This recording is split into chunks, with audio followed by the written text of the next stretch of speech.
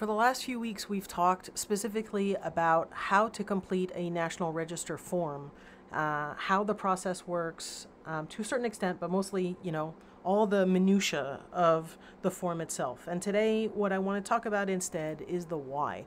Why the National Register? Why the Cultural Resource Survey? This will be a short lecture. Really, what I want to do here is prime the pump for a conversation on Tuesday when we meet up. So please bear that in mind. So let's start with the easy parts. Preservation is a result of its history, right? Preservation was established in the United States primarily by originally upper-class white women who were focused on the political history of the United States, right, on the founding fathers.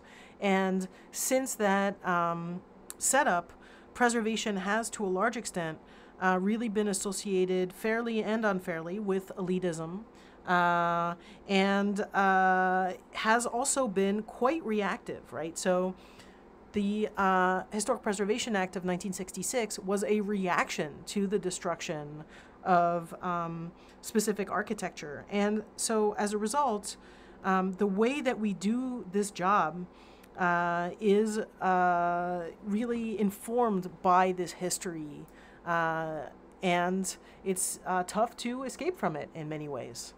The second thing to understand is that historic preservation is a profession, right? In other words, there's like a whole system which you are part of to educate preservationists, but also then jobs for preservationists, all from the government to private sector to nonprofit, from your individual house museum all the way up to the federal government.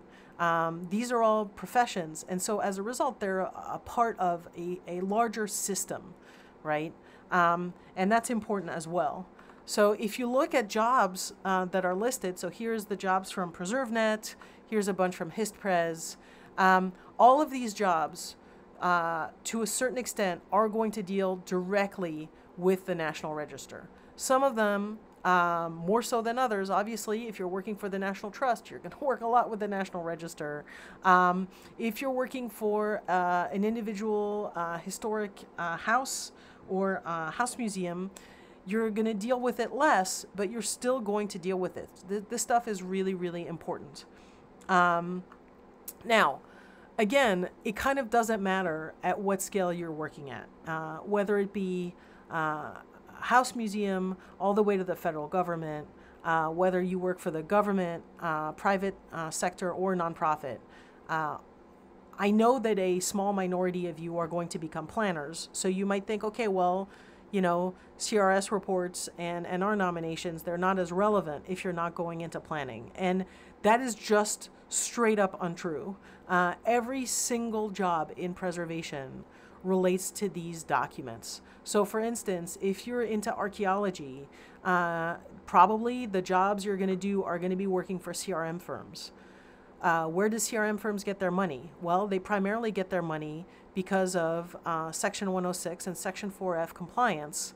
And guess what? What is the important bit for all this? It's being eligible or being listed on the National Register, right? So all of this stuff, from archaeology to museum studies to planning, obviously, is going to be related to CRS reports and our forms. All of this stuff really, really informs what we do at the professional level, because fundamentally, again, we work in a system, and a lot of it is a legal system, right? A legal framework that we work under. So, for instance, I would argue that the vast majority of the work we do because the law mandates it, requires it. And if it didn't, nobody would do this work, right? So as a result, it is very important to follow those rules and understand what those rules are when we complete the work. And this brings me to, I think, a serious issue in preservation, which is that giving preservation legitimacy has both upsides and downsides. So we've had to give preservation legitimacy because in the US, we really care about quantitative assessment, right? We really care to be able to say, preservation is important because whatever, so therefore we must do it. And to try to make this objective. Now, I would argue that preservation is absolutely not objective. It is very much subjective, which doesn't make it less important. It just makes it harder to measure. But in trying to give preservation legitimacy, we're also saying this is the exact value of preservation. And once you do that, you're also giving ammunition to people who don't care about preservation to say, okay, it is important, but it is objectively less important than all these other priorities. And that's really hard to argue against, right? It's really hard to argue to say, oh yeah, preservation is more important than safety. Well, obviously that's not true, right? Or preservation is more important than, transportation. Well, again, that's just not true. So in giving ourselves legitimacy, we also then have to work within those limits. And sometimes we kind of hurt ourselves directly. So one of the things I want you to think about for Tuesday is it smart for us to rate our historic buildings? So a lot of cultural resource surveys today are going to give grades, basically, are going to say, this is a priority 1 building, this is a priority 2 building, this is a priority 3 building. Our own preservation plan for campus does this. Is this a smart way to approach preservation? And I have very clear opinions about this, but I would love to hear what you have to say about that on Tuesday as well. In all of this, communication is and will always be the answer. I think the hardest thing about preservation is that people don't understand it. And this is where, again, a cultural resource survey is, to my mind, crucially important, because in many cases, it is the only document that people are really going to look at. And so if it's hard to read, if it's really opaque, if it's not friendly to the reader, then people aren't going to look at it. We are starting from the point that preservation is not the #1 priority, will never be the #1 priority. So how do you convince people to do preservation? And I would argue that you do this in 2 different ways. You do this through the legal framework, following exactly the rules as they are, even if they're awful.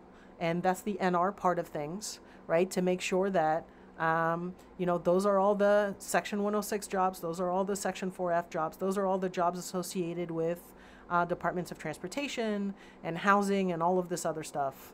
And on the other hand, you also try to affect preservation by communicating why preservation is important and using the language that is going to appeal to those people that you're trying to convince, not the preservation nerdery that might appeal to you. And in those situations, it is the CRS report that is really your flagship. And that really needs to be, pretty, accessible, so that people will look at it and perhaps be convinced by it.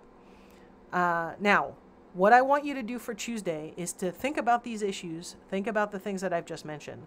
I also want you to find one preservation news item, debate, issue, just one.